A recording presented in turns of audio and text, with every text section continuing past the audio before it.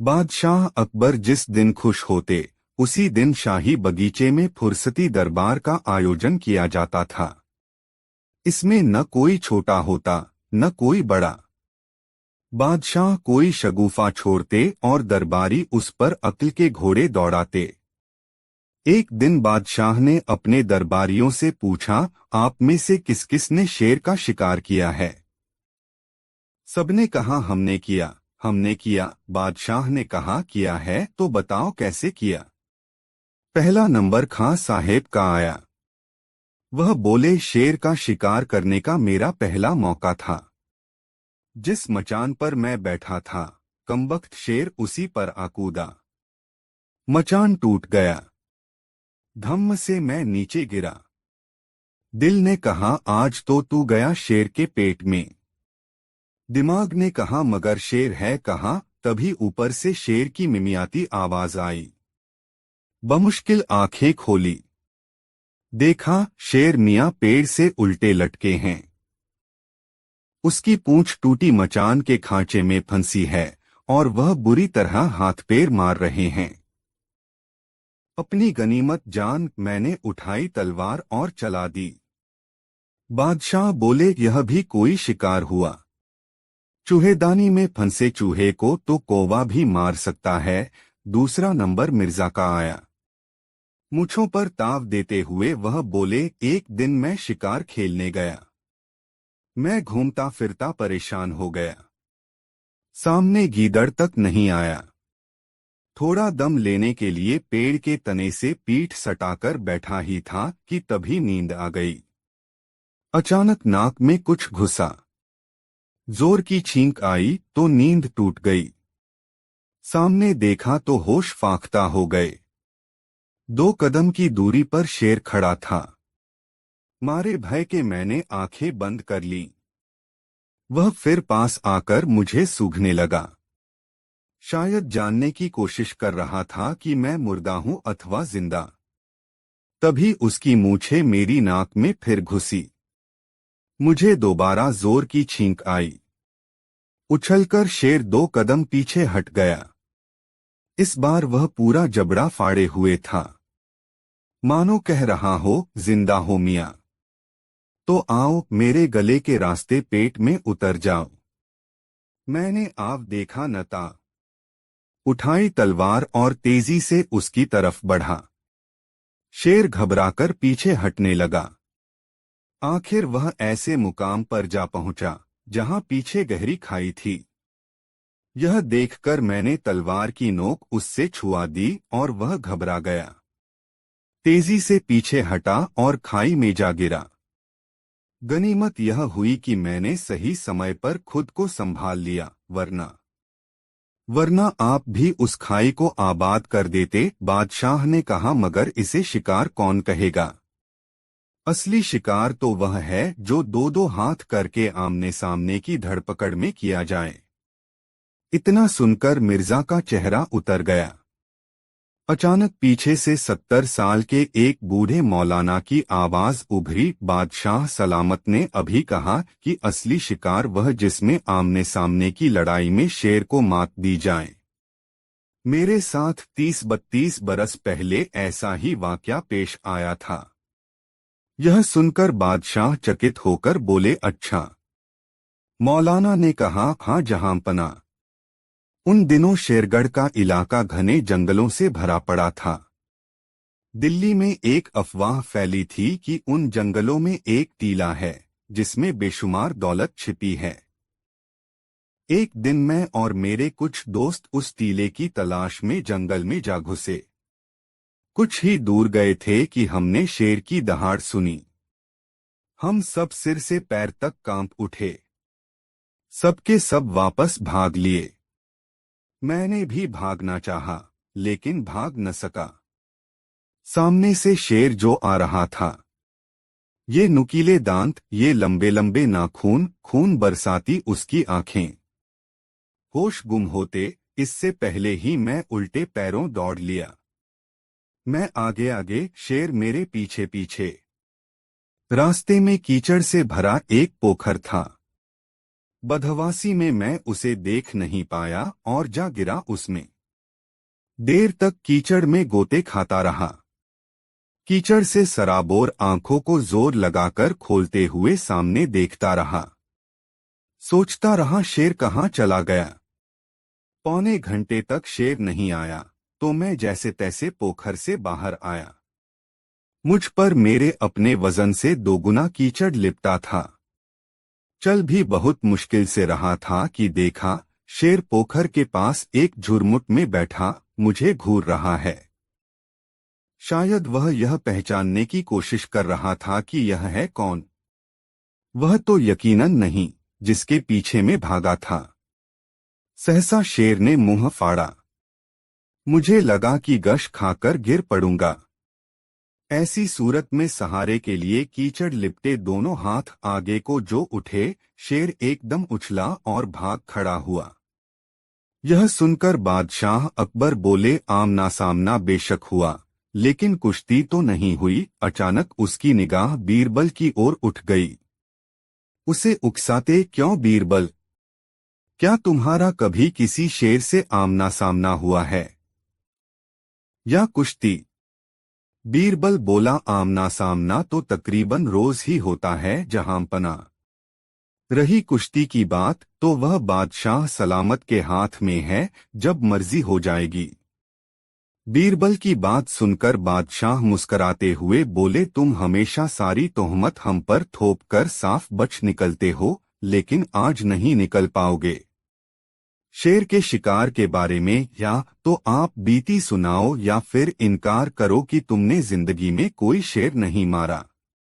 बीरबल बोला शेर तो मैंने कई मारे हैं, मगर आपको इस पर विश्वास नहीं आएगा, और एक दफा तो ऐसा गजब का वाकया हुआ कि हो सकता है आपको यह किस्सा खानी ही लगे।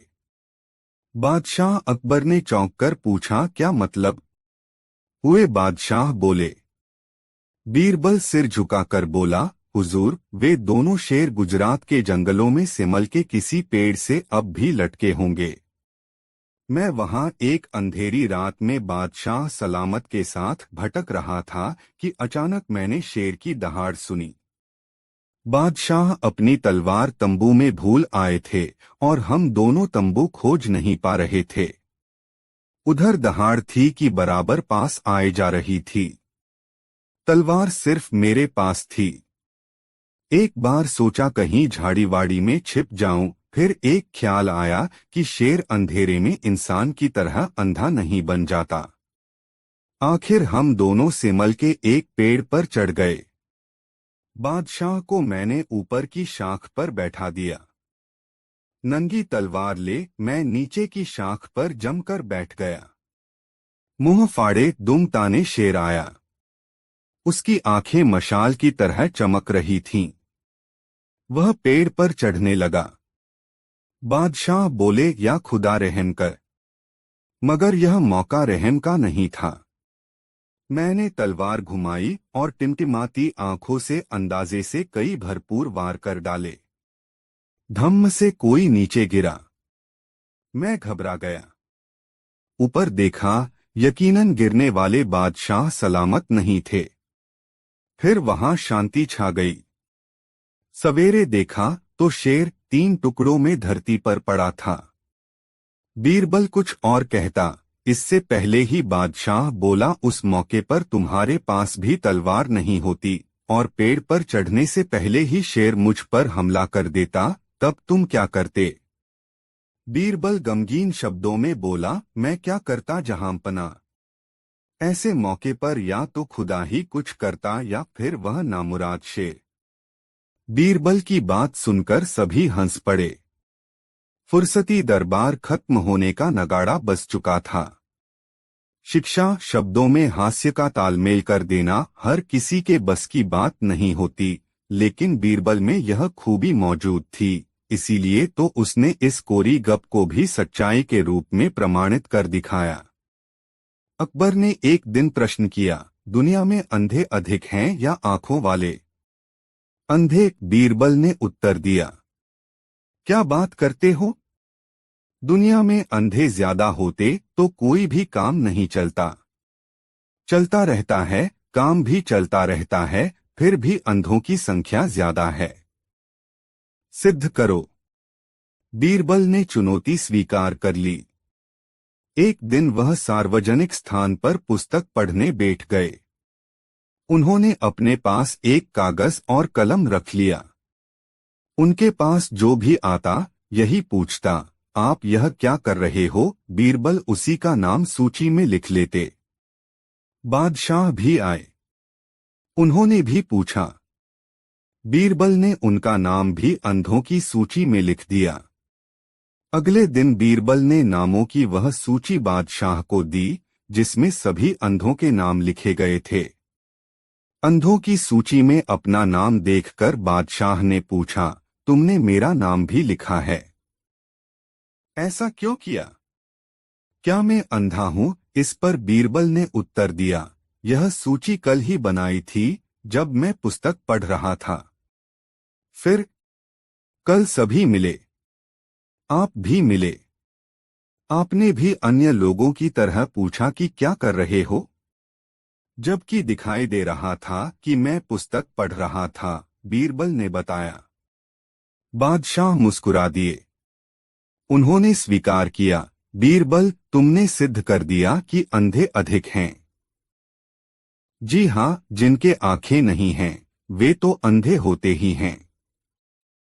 लेकिन आंखों वालों में भी अधिकांश ऐसे होते हैं जैसे इस सूची में हैं।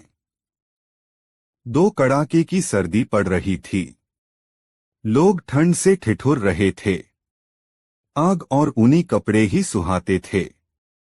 बादशाह ने बीरबल से पूछा, तुम बता सकते हो जाड़ा कितना है? बीरबल चकरा गया। उन दिनों मीटर आदि तो थे नहीं। आजकल तो मौसम को नापने के यंत्र हैं।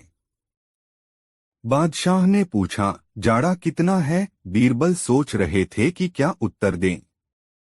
तभी उनकी नजर बाहर ठंड से सिकुड़े उस व्यक्ति पर पड़ी जिसकी मुट्ठियां ठंड के कारण भिंची हुई थीं। बीरबल के दिमाग में तुरंत उत्तर आ गया। वह बोला, हुजूर, जाड़ा 2 मुट्ठी है। बादशाह ने पूछा, कैसे? वो देखिए। बीरबल ने बादशाह को भी वह आदमी दिखा दिया जो मुट्ठी बांधे खड़ा था।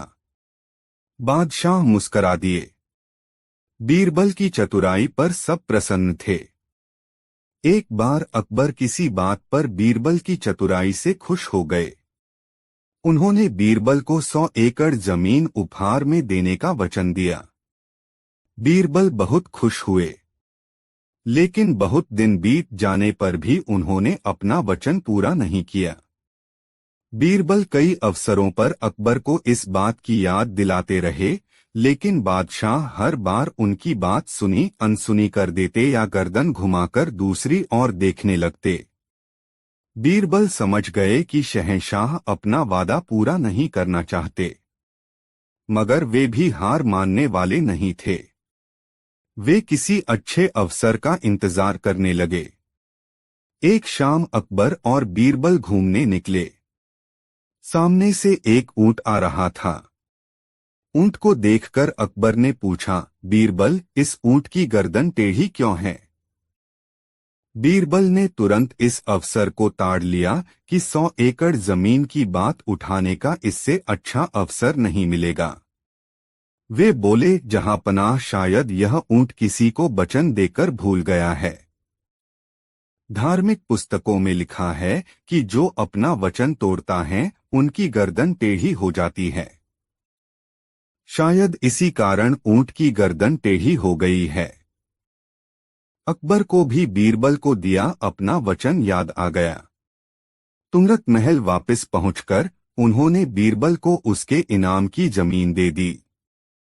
दो दरबार का नाई बीरबल से बहुत चिढ़ता था तथा रोजाना उसके खिलाफ षड्यंत्र रचता रहता था।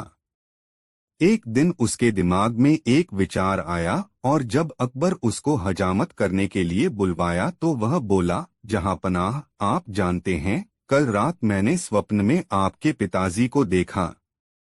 बादशाह ने हज्जाम से पूछा, बताओ, वे तुमसे क्या कह रहे थे? वे स्वर्ग में बहुत खुश हैं, लेकिन वे कह रहे थे कि स्वर्ग के सभी वासी अकेले परेशान रहते हैं। वह चाहते थे कि आप वहां पर किसी को भेजें जो उनसे बातचीत कर सके। नाई ने कहा, महाराज, बीरबल बड़े मजाकिया स्वभाव के हैं, आप उन्हें स्वर्ग भेज दें ताकि वे आपके पिताजी को खुश रख सकें। बीरबल बादशाह के आदेश पर दरबार में पहुंचे तो अकबर ने कहा, बीरबल, हम जानते हैं कि तुम मेरे लिए कोई भी कुर्बानी दे सकते हो। बीरबल ने कहा, जी जहांपना, तो हम चाहते हैं कि तुम स्वर्ग में जाकर मेरे पिताजी का साथ दो, क्योंकि वहां पर उनसे बातचीत करने वाला कोई नहीं है। बीरबल ने कहा, ठीक है, लेकिन मुझे तैयारी के लिए कुछ समय दीजिए। मुगल बादशाह फूले नहीं समाये और बोले, ठीक है, तुम मेरे लिए इतना बड़ा बलिदान दे रहे हो तो मैं तुम्हें 1 सप्ताह का समय देता हूँ। बीरबल घर पहुंचा और एक गहरा गड्ढा खोदा जो उसकी कब्र का कार्य करता, लेकिन साथ ही साथ उसके नीचे एक सुरंग खोदी जो उसके घर के अंदर खुलती थी। 1 सप्ताह बाद बीरबल दरबार में पहुंचे। जहां पनाह, हमारे रिवाजों के अनुसार मैं चाहता हूं कि मुझे मेरे घर के नजदीक ही जलाया जाए और मैं जीवित ही चिता पर जलना चाहता हूं ताकि मैं आसानी से स्वर्ग तक पहुंच सकूं। बीरबल को जीवित जलाया गया। यह देखकर हज्जाम की खुशी का ठिकाना नहीं रहा। बीरबल अपनी बनाई सुरंग द्वारा घर में पहुंच गया और घर में ही 6 माह छुप कर बिताए। इतने समय में उनके बाल दाढ़ी बहुत ज्यादा बढ़ गए तो वे दरबार में पहुंचे। बादशाह बीरबल को देखते ही चिल्लाए, तुम कहां से आए?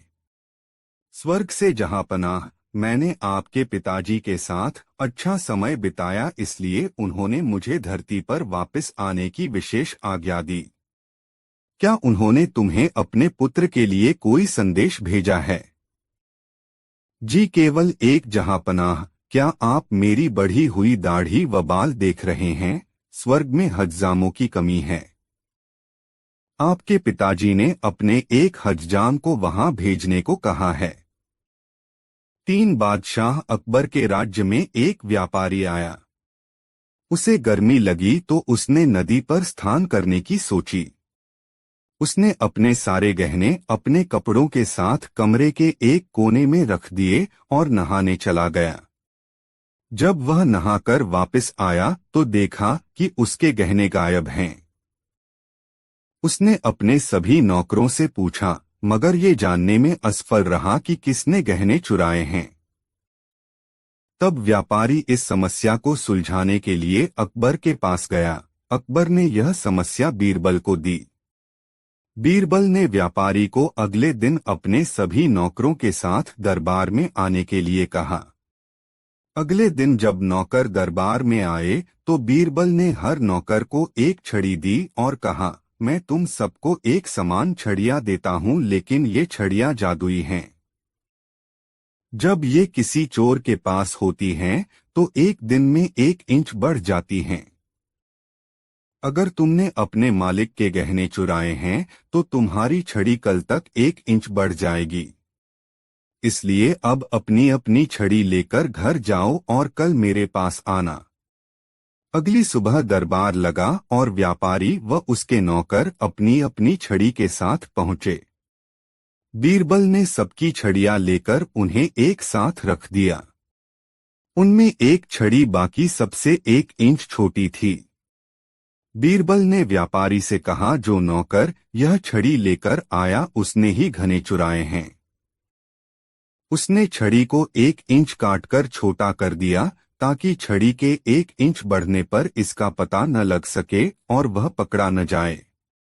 बीरबल ने नौकरों को बताया, ये कोई जादुई छड़ियां नहीं थी, लेकिन तुम्हें विश्वास हो गया इसलिए चोर ने छड़ी को 1 इंच काट दिया। तभी उस नौकर ने अपना गुनाह कबूल किया और चोरी किए जेवरात लौटा दिए। बीरबल हमेशा अकबर को हर बात का जवाब दे देते थे, इसलिए अकबर ने उन्हें मूर्ख बनाने की एक योजना बनाई। उन्होंने एक सुबह सभी दरबारियों को बीरबल के पहुंचने से पहले एक एक अंडा दे दिया। जब बीरबल दरबार में पहुंचे तो बादशाह ने कहा, उन्होंने रात को एक स्वप्न देखा है, यदि उनके सभी मंत्री शाही बगीचे के तालाब से एक अंडा निकल कर लाएंगे तो वे ईमानदार होंगे। अकबर ने सभी दरबारियों को एक एक कर तालाब पर जाने को कहा और अंडा लाने को कहा। एक एक कर उनके सभी मंत्री तालाब पर गए और अंडे को लेकर वापस आ गए। अब बीरबल की बारी थी। वह तालाब में कूदा पर कोई अंडा नहीं मिला। वह समझ गया कि अकबर उसके लिए कोई चाल चल रहे हैं। बीरबल दरबार में मुर्गे की आवाज निकालते हुए दाखिल हुए। बादशाह ने उन्हें चुप होने को कहा और अंडा दिखाने को कहा। बीरबल मुस्कुराए और बोले, केवल मुर्गी ही अंडे देती है और मैं तो मुर्गा हूं, इसलिए अंडा नहीं दे सकता। हर कोई हंसने लगा और बादशाह को एहसास हो गया कि बीरबल को आसानी से मूर्ख नहीं बनाया जा सकता। एक बार बादशाह अकबर ने मध्य प्रदेश के एक गांव में अपना दरबार लगाया। उसी गांव में एक युवा किसान महेश दास भी रहता था। महेश ने बादशाह अकबर की घोषणा सुनी कि उस कलाकार को बादशाह 1000 स्वर्ण मुद्राएं देंगे जो उनकी जीवंत तस्वीर बनाएगा। निश्चित दिन पर बादशाह के दरबार में कलाकारों की भीड़ लग गई। हर कोई दरबार में यह जानने को उत्सुक था कि 1000 स्वर्ण मोहरों का इनाम किसे मिलता है। अकबर एक ऊंचे आसन पर बैठे और एक के बाद एक कलाकारों की तस्वीर देखते और अपने विचारों के साथ तस्वीरों को एक एक कर मना करते गए और बोले, यह एकदम वैसी नहीं है जैसा मैं अब हूं। जब महेश की बारी आई, जो कि बाद में बीरबल के नाम से प्रसिद्ध हुए, तब तक अकबर परेशान हो चुके थे और बोले, क्या तुम भी बाकी सब की तरह ही मेरी तस्वीर बनाकर लाए हो? लेकिन महेश बिना किसी भय के शांत स्वर में बोला, मेरे बादशाह, अपने आप को इसमें देखिए और स्वयं को संतुष्ट कीजिए। आश्चर्य की बात यह थी कि यह बादशाह की कोई तस्वीर नहीं थी, बल्कि महेश के वस्त्रों से निकला एक दर्पण था। अकबर ने महेश दास का सम्मान किया और उसे 1000 स्वर्ण मोहरें उपहार स्वरूप दी। बादशाह ने महेश को एक राजकीय मोहर वाली अंगूठी दी और फतेहपुर सीकरी अपनी राजधानी में आने का नियंत्रण दिया। एक बार बीरबल कहीं बाहर गए हुए थे। तब अकबर ने दरबारियों के सामने एक समस्या रखी कि वे आजकल अपने पुत्र सलीम और उसके एक मित्र यूसुफ की दोस्ती के कारण परेशान हैं, क्योंकि सलीम गलत संगत में पड़ रहे हैं। दरबारियों ने कई सलाह दी, जैसे यूसुफ को दूर भेज दें, युवराज सलीम को बताएं कि वे यूसुफ के बारे में क्या सोचते हैं, आदि। सभी को अकबर ने अस्वीकार कर दिया। जब बीरबल लौटे तो अकबर ने वही समस्या उसके सामने रखी। बीरबल, मुझे केवल 2 दिन का वक्त दीजिए, जहांपना। अगले दिन बीरबल यूसुफ के पास गए और यह देखते हुए कि युवराज सलीम उन्हें देख रहे हैं, यूसुफ के कान में कहा, यूसुफ, हर आम में एक बीज होता है। और फिर बीरबल जोर से बोले, यह बात किसी को मत बताना, और चले गए। तभी सलीम यूसुफ के पास आए और बोले, बीरबल, तुम्हारे कान में क्या कह रहा था? कुछ नहीं, यूसुफ बोला। हाँ, उसने कुछ कहा, मैंने देखा। कुछ बकवास, मैं नहीं समझ पाया। अगर तुम मुझे नहीं बताओगे तो मैं कभी तुमसे बात नहीं करूंगा। अगर तुम जबरदस्ती करते हो तो मैं बताता हूं। वह बोला, हर आम में एक बीज होता है। मैं विश्वास नहीं करता और आज से तुम मेरे मित्र नहीं हो। अगर तुम मुझ पर भरोसा नहीं करते तो मैं भी तुम्हें अपना मित्र नहीं मानता। दोनों दोस्त चले गए और फिर एक दूसरे से कभी बात नहीं की। शिक्षा, लोगों को सच पर विश्वास दिलाना मुश्किल है, जबकि दोस्तों के बीच शक का बीज बोना आसान है। आगरा शहर में एक अमीर व्यक्ति रहता था, लेकिन वह बहुत कंजूस था। बहुत से लोग प्रतिदिन उसके घर के बाहर भीड़ लगाते और उससे कुछ दया की उम्मीद करते, लेकिन उन्हें निराश होकर लौटना पड़ता। वह उन्हें झूठे वादे देकर वापस भेज देता, लेकिन कभी उन्हें पूरा नहीं करता। एक दिन एक कवि रायदास उसके घर आया और बोला कि वह अपनी कुछ कविताएं सुनाना चाहता है। उस अमीर आदमी को कविताओं का शौक था, तो उसने कवि को आज्ञा दे दी। रायदास ने एक एक कर अपनी कविताएं सुनाईं। अमीर आदमी को सब सुनकर अच्छा लगा, विशेषकर इसलिए क्योंकि वे कविताएं कवि ने अमीर आदमी पर लिखी थी। उन कविताओं में अमीर आदमी की तुलना धन के देवता कुबेर से की थी। उन दिनों यह चलन था कि अमीर आदमी और राजा कवि को उनकी प्रेरणा के लिए उन्हें इनाम देते थे, क्योंकि गरीब कवियों की कमाई का यही जरिया था। इसलिए उस अमीर आदमी ने रायदास को उपहार देने का वादा कर अगले दिन आने को कहा। रायदास खुश होकर घर चला गया। अगली सुबह जब कवि उसके घर पहुंचा, तो अमीर आदमी ने कहा कि उसने तो उसे कभी देखा नहीं। रायदास ने जब उसे उसका वादा याद दिलाया, तो वह बोला, रायदास एक अच्छा कवि है, और यदि एक अमीर व्यापारी उसकी तरह कवि को इनाम देना चाहता तो उसी रात दे देता। रायदास बहुत परेशान हो गया, लेकिन वह कुछ नहीं कर सकता था, इसलिए चुपचाप वहां से चला गया। घर जाते समय उसने देखा कि बीरबल घोड़े पर सवारी कर रहे हैं। उसने बीरबल को रोककर पूरी बात बताई और मदद मांगी। बीरबल उसे अपने घर ले आया और एक योजना बनाई। बीरबल ने रायदास को अपने एक दोस्त के घर जाने को कहा और बोले, अपने मित्र को आने वाली पूर्णिमा को दावत देने को कहो, जिसमें उस अमीर आदमी को भी निमंत्रण दे। बीरबल ने रायदास को शांत होकर घर जाने को कहा। रायदास का एक मित्र था मायादास। वह उसके पास गया और उसे पूरी योजना बताई। अगले दिन मायादास उस अमीर आदमी के घर पहुंचा और उसे दावत का निमंत्रण दिया। दावत आने वाली पूर्णिमा को रखी गई। मायादास बोला, वह मेहमानों को सोने के बर्तनों में खाना परोसेगा, जिसे मेहमान भोजन के बाद अपने साथ ले जा सकते हैं। अमीर आदमी को यह सुनकर बड़ा अच्छा लगा। पूर्णिमा के दिन सूर्यास्त के बाद वह अमीर आदमी मायादास के घर पहुंचा और यह देखकर हैरान रह गया कि वहां पर रायदास के अलावा कोई मेहमान नहीं था। उन्होंने उसका स्वागत किया और बातचीत शुरू की। अमीर आदमी खाली पेट आया था और उसकी भूख धीरे धीरे बढ़ती जा रही थी। रायदास और मायादास ने उसके आने से पहले ही भोजन किया था।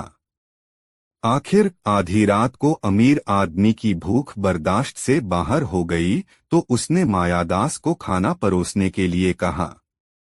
मायादास अचंभित होकर बोला, वह किस भोजन की बात कर रहा है?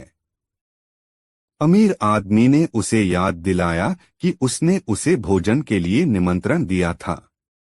अब रायदास ने उससे निमंत्रण का प्रमाण मांगा। अब उस व्यक्ति के पास कोई उत्तर नहीं था। तब मायादास बोला, उसने उसे केवल खुश करने के लिए निमंत्रण दिया था। वह कहने लगा कि जो दूसरे लोगों के लिए कुछ अच्छा नहीं कर सकते, उन्हें दूसरों को दुख भी नहीं देना चाहिए। उसने अमीर आदमी को कहा, इसमें बुरा मानने की जरूरत नहीं है। उसी समय बीरबल कमरे में आए और अमीर आदमी को रायदास के प्रति अपने व्यवहार की याद दिलाई। अमीर आदमी ने अपनी गलती मानकर क्षमा मांगी। वह बोला, रायदास एक अच्छा कवि है और उसने कोई इनाम नहीं मांगा था।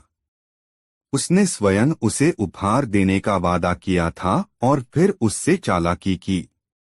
उस गलती को सुधारने के लिए उसने रायदास को अपने गले में पहना हुआ हार निकाल कर दिया। फिर सबने इकट्ठे बैठकर भोजन किया। रायदास ने बीरबल की प्रशंसा की और उसको धन्यवाद दिया। बादशाह अकबर ने भी रायदास को दरबार में बुलाया और इनाम दिया। शिक्षा: यदि आप किसी को अपनी स्थिति से अवगत कराना चाहते हैं तो उसे अपने स्थान पर रखें। बीरबल ने अमीर आदमी को कवि के स्थान पर रखा और भूख का एहसास दिलाकर उसके कंजूस होने की गलती याद दिलाई। यदि आप सिद्धांत वाले व्यक्ति हैं तो न्याय आपकी प्राथमिकताओं में होना चाहिए। 2 अकबर ने एक दिन प्रश्न किया, दुनिया में अंधे अधिक हैं या आंखों वाले? अंधे, बीरबल ने उत्तर दिया। क्या बात करते हो? दुनिया में अंधे ज्यादा होते तो कोई भी काम नहीं चलता। चलता रहता है, काम भी चलता रहता है, फिर भी अंधों की संख्या ज्यादा है। सिद्ध करो। बीरबल ने चुनौती स्वीकार कर ली। एक दिन वह सार्वजनिक स्थान पर पुस्तक पढ़ने बैठ गए। उन्होंने अपने पास एक कागज और कलम रख लिया। उनके पास जो भी आता यही पूछता, आप यह क्या कर रहे हो? बीरबल उसी का नाम सूची में लिख लेते। बादशाह भी आए। उन्होंने भी पूछा। बीरबल ने उनका नाम भी अंधों की सूची में लिख दिया। अगले दिन बीरबल ने नामों की वह सूची बादशाह को दी, जिसमें सभी अंधों के नाम लिखे गए थे। अंधों की सूची में अपना नाम देखकर बादशाह ने पूछा, तुमने मेरा नाम भी लिखा है? ऐसा क्यों किया? क्या मैं अंधा हूं? इस पर बीरबल ने उत्तर दिया, यह सूची कल ही बनाई थी जब मैं पुस्तक पढ़ रहा था। फिर कल सभी मिले, आप भी मिले। आपने भी अन्य लोगों की तरह पूछा कि क्या कर रहे हो? जबकि दिखाई दे रहा था कि मैं पुस्तक पढ़ रहा था, बीरबल ने बताया। बादशाह मुस्कुरा दिए। उन्होंने स्वीकार किया, बीरबल, तुमने सिद्ध कर दिया कि अंधे अधिक हैं। जी हाँ, जिनके आंखें नहीं हैं वे तो अंधे होते ही हैं। लेकिन आंखों वालों में भी अधिकांश ऐसे होते हैं जैसे इस सूची में हैं। 3 बादशाह अकबर छोटे थे जब उनकी मां का देहांत हुआ था। महल में तब एक दासी रहती थी जिसका शिशु भी दुधमुह था। वह नन्हे अकबर को दूध पिलाने को राजी हो गई। दासी का वह पुत्र व अकबर दोनों साथ साथ दासी का दूध पीने लगे। दासी के पुत्र का नाम हुसिफ था। समय बीतता रहा। अकबर बादशाह बन गए, लेकिन हुसिफ की मित्रता जुआरियों के साथ थी। एक समय ऐसा आया जब हुसिफ के पास भोजन के लिए भी पैसे न थे। हुसिफ एक दिन बादशाह अकबर के पास पहुंचा।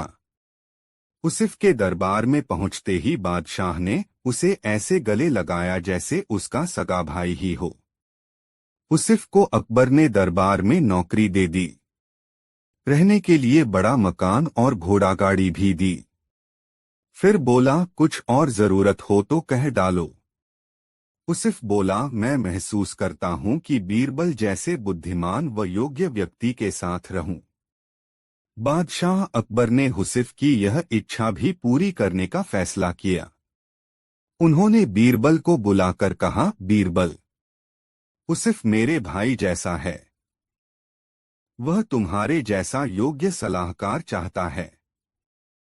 बीरबल बोले, जैसी आपकी आज्ञा हुजूर। यह कहकर बीरबल सोच ही रहे थे कि समस्या को हल कैसे किया जाए, तभी पास की पशुशाला से सांड के रंभाने की आवाज आई। आखिरकार उसे अपने भाई जैसा कोई मिल ही गया था। अगले दिन उस सांड के साथ बीरबल महल में जाकर अकबर के सामने खड़े हो गए। अकबर ने पूछा, बीरबल, तुम अपने साथ इस सांड को लेकर क्यों आए हो? बीरबल बोले, यह मेरा भाई है बादशाह सलामत, हम दोनों एक ही माँ का दूध पीकर बड़े हुए हैं। गौ माता का दूध पीकर, इसलिए यह सांड मेरे भाई जैसा है, दूध भाई। यह बोलता भी बहुत कम है। इसे हुसिफ को दे दें, उसकी इच्छा पूरी हो जाएगी। बीरबल का उत्तर सुनकर अकबर को अपनी गलती का एहसास हो गया। शिक्षा, एक ही माता का दूध पीकर जब दो बालक बड़े हो जाते हैं, तब उनके विचार भी एक जैसे नहीं रहते। एक किसी और दिशा में सोचता है तो दूसरा किसी और दिशा में।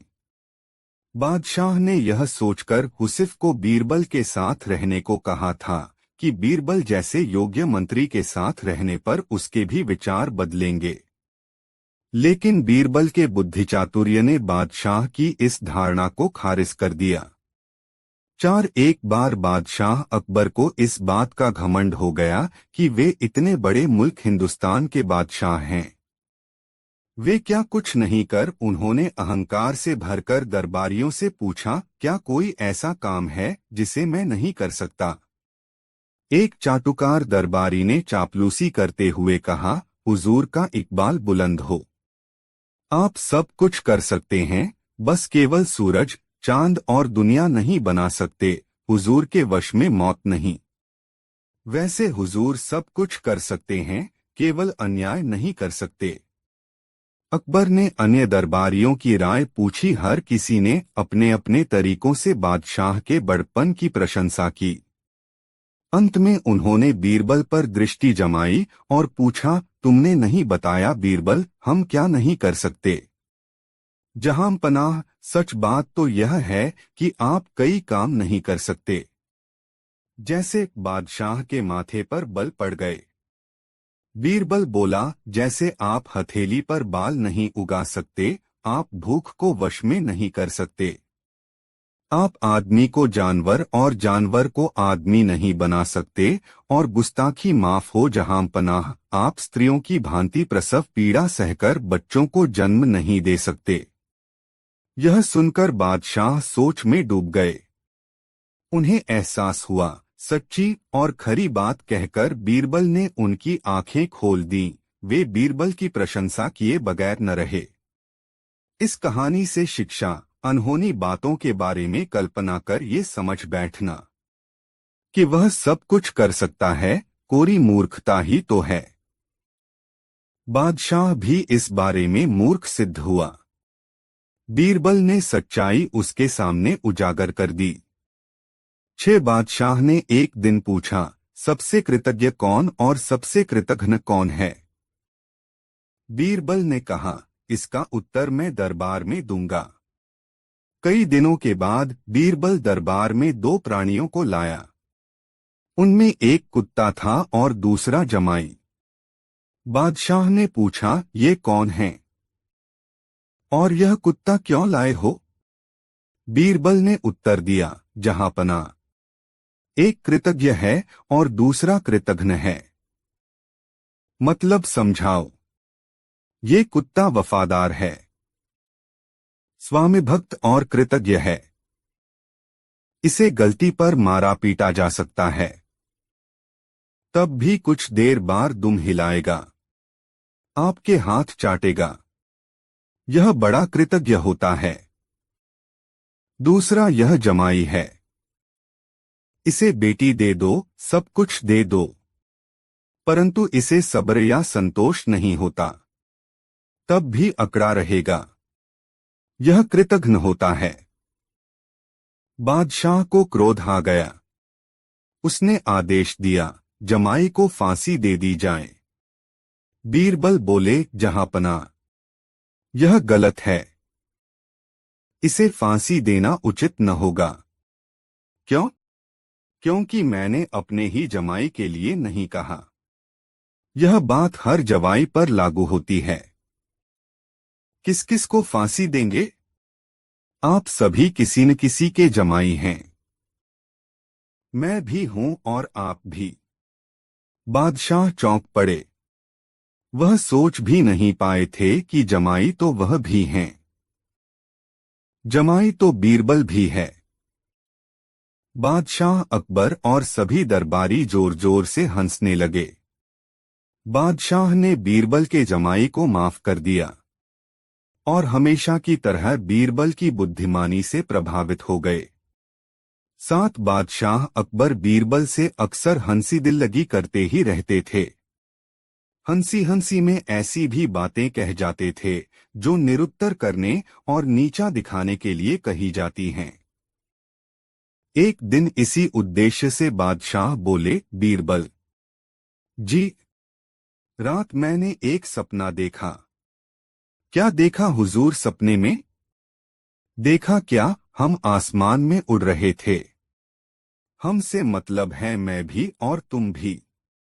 बीरबल ने अकबर की ओर आश्चर्य से देखा। अकबर ने आगे बताया, उड़ते उड़ते हम दोनों नीचे गिर गए। जब गिर गए तो मैंने देखा मैं तो हूँ शहद के कुंड में और तुम पड़े थे पाखाने में। फिर कुछ नहीं दिखाई दिया था। मेरी आंख अचानक खुल गई थी। मैं जग गया था। सपना इतना ही दिखा। मेरी भी सुन लीजिए।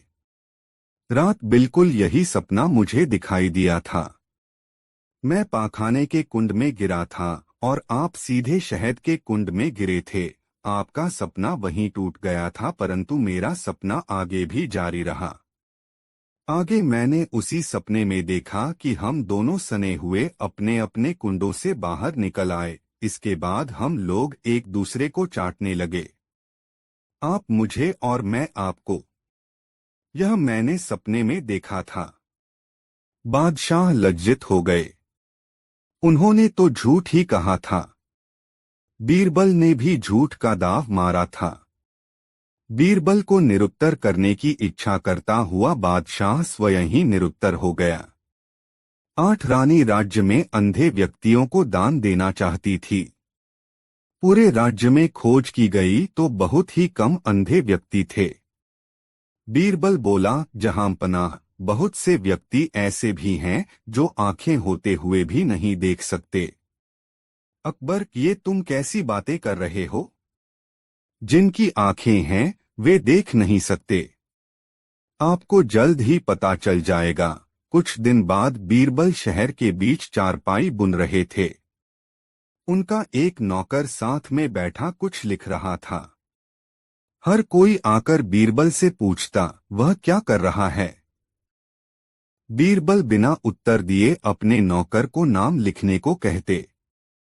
तभी खबर बादशाह तक पहुंची और वे भी वहां पहुंच गए। अकबर, बीरबल तुम क्या कर रहे हो? बीरबल नौकर से, जहांपनाह का नाम भी जोड़ो। अकबर, यह कैसा उत्तर है? बीरबल, मैंने आपको एक दिन बताया था कि बहुत से व्यक्ति आंखें होते हुए भी नहीं देख पाते। हर कोई मुझसे पूछ रहा है मैं क्या कर रहा हूं, जबकि मैं दिन की रोशनी में चारपाई बुन रहा हूं। शिक्षा, कई बार अंधा व्यक्ति भी अपनी छठी इंद्री की सहायता से एक आंख वाले व्यक्ति से अधिक देख लेता है, क्योंकि आंखों वाला व्यक्ति कई बार सामने वाली वस्तु को या तो देखना नहीं चाहता या देखकर अनदेखा कर देता है। 9 एक बार बीरबल की गैरहाजिरी में बादशाह अकबर ने अपने सभासदों से 5 सवाल पूछे। फूल किसका अच्छा, दूध किसका अच्छा, मिठास किसकी अच्छी, पत्ता किसका अच्छा, राजा कौन अच्छा? बादशाह के इन सवालों को सुनकर दरबारियों ने अपनी अपनी बुद्धि के अनुसार उत्तर दिए। किसी ने गुलाब तो किसी ने कमल का फूल अच्छा बताया। इसी तरह दूध के लिए भी हुआ। किसी ने गाय का तो किसी ने भैंस का दूध अच्छा बताया। किसी ने केले तो किसी ने नीम आदि के पत्ते को गुणकारी बताया। राजा कौन अच्छा है? इसका सभी ने एक स्वर में उत्तर दिया, बादशाह अकबर अच्छा है। बादशाह को उन लोगों की स्वामी भक्ति पर प्रसन्नता तो हुई, किंतु अपने सवालों का यथोचित उत्तर न पाने से संतोष नहीं हुआ। तभी बीरबल के आने पर वही सवाल बीरबल से पूछे गए। बीरबल ने इस प्रकार उत्तर दिए, कपास का फूल अच्छा होता है जिससे कपड़ा बनता है। दूध अपनी माता का सबसे अच्छा होता है, इसी से शरीर बढ़ता है और पालन पोषण होता है। मिठास वाणी की अच्छी होती है। पत्ता पान का अच्छा होता है, जिसको देने से दुश्मन भी मित्र की तरह अच्छा व्यवहार करता है। राजाओं में इंद्र सर्वश्रेष्ठ हैं, क्योंकि उनकी आज्ञा से ही बादल पानी बरसाते हैं, जिससे संसार में खेती बाड़ी होती है। बीरबल का उत्तर सुनकर अकबर तथा अन्य दरबारी प्रसन्न हुए। शिक्षा, किसी चीज की उपयोग की क्षमता ही उसकी कुंजी है। अपनी सूझ को बढ़ाकर उसका उचित उपयोग आपको हर जगह सराहनीय बनाता है और मुश्किल परिस्थितियों को हल करने में सहायक भी होता है। एक बार बादशाह अकबर ने बीरबल को आदेश दिया कि शहर से 4 छटे हुए मूर्ख ढूंढकर लाओ। बीरबल चले गए। रात होने पर उन्होंने सड़क पर देखा कि एक आदमी लैंप पोस्ट की रोशनी में बैठा कुछ खोज रहा है। उन्होंने करीब जाकर पूछा, क्या ढूंढ रहे हो? मेरा 1 रुपया खो गया, दीवान जी, आदमी ने बताया। कहाँ खोया था? वहां, उस पेड़ के नीचे। तो वहीं क्यों नहीं ढूंढते? अरे दीवान जी, वहां अंधेरा है। ओह, बीरबल समझ गए कि यही मूर्ख नंबर 1 है। वे उसे रुपया देने का लालच देकर अपने साथ ले आए। कुछ दूर ही गए थे कि एक घुड़सवार मिला। वह घोड़े पर बैठा चला आ रहा था। उसके सिर पर लकड़ियों का गट्ठर था। बीरबल ने करीब आने पर उससे पूछा, अरे, ये गट्ठर सिर पर क्यों रखा हुआ है? घोड़े पर क्यों नहीं रखते? घोड़ा बेहद कमजोर है, दीवान जी, इसलिए मैंने गट्ठर अपने सिर पर रख लिया है। बड़ी मासूमियत से वह बोला, अब आप ही बताएं, मैं भी घोड़े पर बैठा हूं। मेरा ही वजन यह नहीं संभाल पा रहा है, तो फिर का वजन भी उसी पर रख दूंगा तो इसकी क्या हालत होगी? यह बेचारा तो मर ही जाएगा। बीरबल उस महाअक्लमंद की शक्ल देखते रह गए। तभी उस व्यक्ति ने गटुर जमीन पर फेंक दिया और घोड़े से कूदकर बोला, दीवान साहब, आदाब बजा लाता हूं। ठीक है, ठीक है, बीरबल ने कहा, तुम हमारे साथ चलो, हम तुम्हें नया घोड़ा दे देंगे। बीरबल उन दोनों को लेकर उसी समय बादशाह के पास पहुंचे और उनकी करतूतें बताईं। बादशाह बोले, ठीक है, मगर हमने तो 4 मूर्ख लाने को कहा था। यह तो तुम 2 ही लाए हो। जहांपना, इस समय 2 मूर्ख यहीं मौजूद हैं, बीरबल बोले। बादशाह चौंककर इधर-उधर देखने लगे, मगर वहां उन दोनों के अतिरिक्त कोई और होता तो दिखता। आठ वे उलझन में पड़ गए और बोले, अरे भई बीरबल, कहाँ हैं 2 मूर्ख और? बीरबल बोले, गुस्ताखी मुआफ हो आलीजा, तीसरा मूर्ख मैं हूँ जो ऐसा वाहियात काम करता फिर रहा हूँ।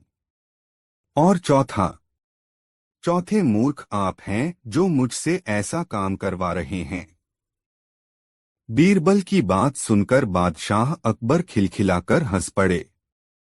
फिर उन्होंने दोनों मूल को इनाम देकर रुखसत कर दिया।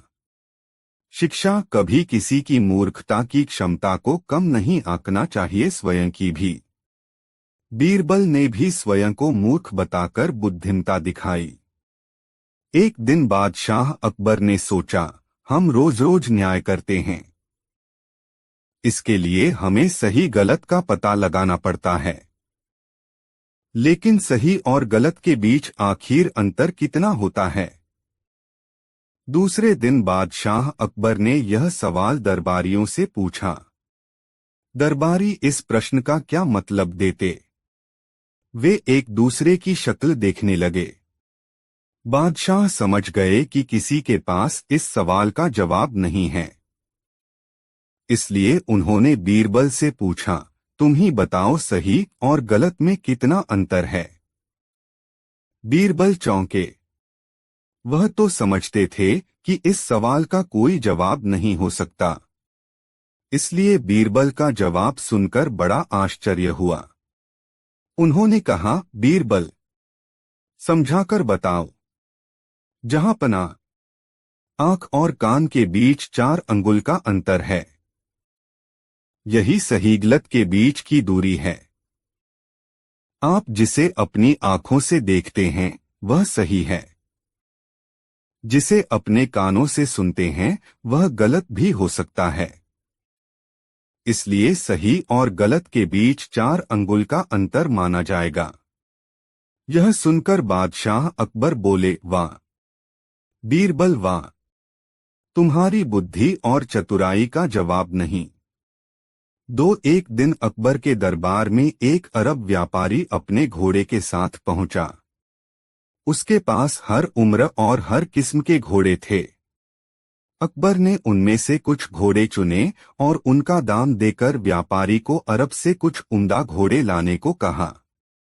व्यापारी राजी हो गया और बादशाह से 2 लाख रुपए पेशगी के तौर पर मांगे। अकबर ने तुरंत खजांची को रकम देने का हुक्म दिया तथा व्यापारी जल्दी ही वापस आने का वायदा कर पैसे लेकर चला गया। कुछ समय बाद अकबर ने बीरबल को मूर्खों की एक सूची तैयार करने को कहा। बीरबल ने उत्तर दिया, बादशाह सलामत, वह तो मैंने पहले ही तैयार कर ली है। अकबर सूची में सबसे ऊपर अपना नाम देखकर क्रोधित हुए और बीरबल पर चिल्लाकर बोले, तुम्हारी हिम्मत कैसे हुई इस सूची में बादशाह का नाम सबसे ऊपर रखने की।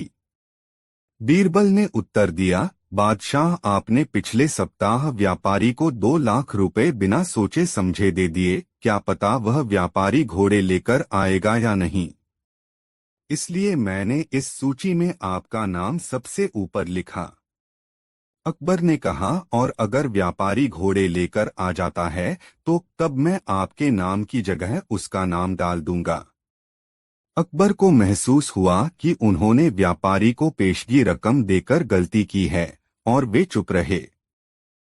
बीरबल हमेशा एक बात कहते थे कि जो होता है अच्छे के लिए ही होता है।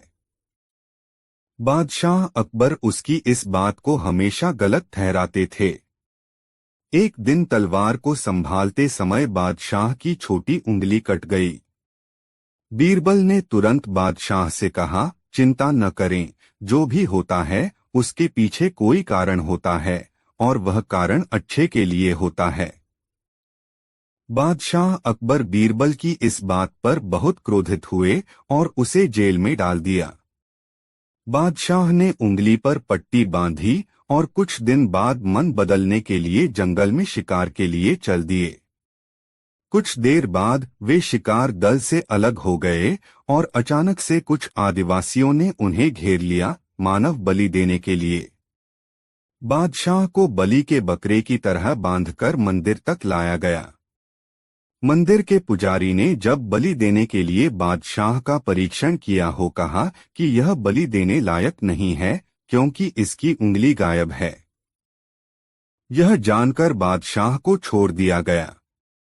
महल वापस लौटने पर बादशाह ने भगवान को अपनी उंगली कटने का धन्यवाद किया जिसके कारण उनका जीवन बच गया। वे फौरन बीरबल से मिलने जेल पहुंचे। बीरबल, तुम्हें जेल में डालने के लिए माफी चाहता हूं। अब मैं समझ गया हूं कि मेरी उंगली का काटना मेरे लिए किस प्रकार अच्छा था। लेकिन मुझे बताओ, ईश्वर ने मुझे तुम्हें जेल में क्यों डालने दिया? यह तुम्हारे लिए कैसे अच्छा था? बीरबल ने उत्तर दिया, जहांपनाह, अगर मैं जेल में नहीं होता तो आप मुझे अपने साथ शिकार पर ले जाते और आदिवासियों द्वारा आपको छोड़ने पर वे मुझे के लिए ले जाते। एक दिन शाही महल और किले में सजावट हो रही थी। अरब और फारस की खाड़ी से लोग आए हुए थे। अरब के लोगों में भी बीरबल की बुद्धिमानी की चर्चा थी। उन लोगों में से किसी ने कहा, यहाँ पर न अकबर है न बीरबल। मेजबान कौन है? मैं आ गया हूँ, आते आते बीरबल ने कहा। बीरबल को वे लोग ऐसे देख रहे थे जैसे किसी अजूबे को देख रहे हों। बहुत तो उनमें ऐसे थे जो बीरबल को ही देखने आए थे। बीरबल अब उन्हीं लोगों के बीच बैठा था। सभी लोग बादशाह का इंतजार कर रहे थे। बहुत देर हो गई फिर भी बादशाह नहीं आए। थोड़ी देर बाद एक आदमी आया और उसने खबर दी कि जहांपनाह की मां का देहांत हो गया है। कि देर बीती थी कि किसी ने आकर बताया, बादशाह सलामत के घर बच्चे ने जन्म लिया है। अब वहां एक समस्या खड़ी हुई। हंसे या रोए, सब सोच में डूब गए। अंत में बीरबल ने कहा, सोचने की बात कुछ नहीं, बादशाह आएंगे ही। अगर वे हंसते हुए आए तो सब हंसेंगे, यदि रोते हुए आए तो सब रोने लगेंगे। जैसा वे करेंगे वैसा ही हम भी करेंगे। समस्या का समाधान हो गया था। सब मिलकर बीरबल की प्रशंसा कर रहे थे। एक बार अकबर बादशाह ने बीरबल से पूछा, क्या तुम हमें 3 तरह की खूबियां एक ही आदमी में दिखा सकते हो? बीरबल ने उत्तर दिया, जी हुजूर, पहली तोते की, दूसरी शेर की और तीसरी गधे की। परंतु आज नहीं, बादशाह ने कहा। ठीक है, कॉन्सेप्ट कल तक का समय दिया जाता है। लेकिन कल के बाद नहीं। अगले दिन दरबार में एक व्यक्ति को पालकी में डालकर लाया गया। बीरबल ने उसे पालकी से बाहर निकाला। बाहर निकालकर उस आदमी को एक पैग शराब का दिया गया। एक पैग शराब पीकर वह आदमी डरकर बादशाह से विनती करने लगा, हुजूर, मुझे माफ कर दीजिए, मैं एक बहुत गरीब आदमी हूँ। बीरबल ने बादशाह को बताया कि यह तोते की बोली है। कुछ देर बाद उस आदमी को एक पैग और दिया गया। नशे की स्थिति में वह बादशाह से बोला, अरे जाओ, तुम यहाँ के बादशाह हो तो क्या बड़ी बात है, हम भी अपने घर के बादशाह हैं। जाओ जाओ, हमें ज्यादा नखरे न दिखाओ। बीरबल ने बताया कि यह शेर की बोली है। कुछ देर के बाद उस आदमी को एक पैग और दिया गया तो वह नशे में एक और गिर गया। बीरबल ने उसे एक लात लगाते हुए बादशाह से कहा, हुजूर, यह गधे की बोली है। बादशाह इससे बहुत खुश हुए और उन्होंने बीरबल को बहुत सा इनाम देकर विदा किया। एक बार बादशाह अकबर ने दरबार में पूछा, बताओ बताओ, सबसे चतुर कौन कौन सी है? मुल्ला दो प्याजे तथा अन्य लोगों ने अपनी अपनी जातियों को होशियार बताया। जब बीरबल से पूछा गया तो उसने बताया, जहांपनाह, सबसे चतुर बनिया होता है। बनिए से चालाक कौम कोई नहीं होती। कैसे? बादशाह ने पूछा। बनिया कभी किसी की बुराई नहीं ले सकता। जैसा मुंह होता है वह वैसी ही बात करता है, बीरबल ने बताया। सिद्ध करके दिखाओ। जी अच्छा। बीरबल ने 7-8 बनियों को बुलवा लिया। उनकी दावत महल में थी। पहले तो वे आने को तैयार ही नहीं हुए। पता नहीं क्या कारण है। बादशाह से किसी ने शिकायत तो नहीं कर दी है, परंतु जब समझाया गया तो वे आ गए। वैसे भी बादशाह के हुक्म पर आना तो पड़ता ही। जब वे महल में पहुंचे तो उनके चेहरों पर हवाइयां उड़ने लगीं। वे बड़ी मुश्किल से भय को निकाल सके। उनके सामने उड़द की दाल लाई गई और पूछा गया, बताओ ये क्या है? देखकर वे पहचान गए कि उड़द की दाल है, परंतु इस डर से कि कहीं उसमें और कोई बात न हो, वे ठीक नहीं बताना चाहते थे। किसी ने कहा मूंग, एक ने कहा मसूर, तीसरे ने मोठ बताया, उड़द किसी ने नहीं बताया। बादशाह की समझ में कुछ नहीं आ रहा था कि वे क्या बक रहे हैं। बादशाह बोले, अरे मूर्खा, ये उड़द की दाल है। हाँ जी, वही है, वही है। सब एक साथ बोले। बीरबल और बादशाह ने एक दूसरे की ओर देखा। बीरबल ने पूछा, क्या है ये? जी वही जो बादशाह ने बताया। क्या बताया? हमें तो याद नहीं रहा हुजूर। अब बादशाह ने पूछा, बीरबल, यह उड़द की दाल क्यों नहीं कहते? वहम के कारण बीरबल बोला, इन्हें वहम है कि दाल में कोई बात है। ये चालाक हैं। अब तो आप मान गए। बादशाह ने इनाम देकर उन्हें भगा दिया। हाँ बीरबल, ये सबसे चालाक हैं।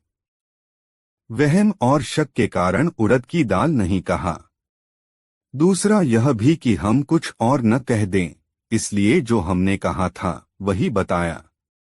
सब एक साथ बोले और हमारी हाँ में हाँ मिलाई।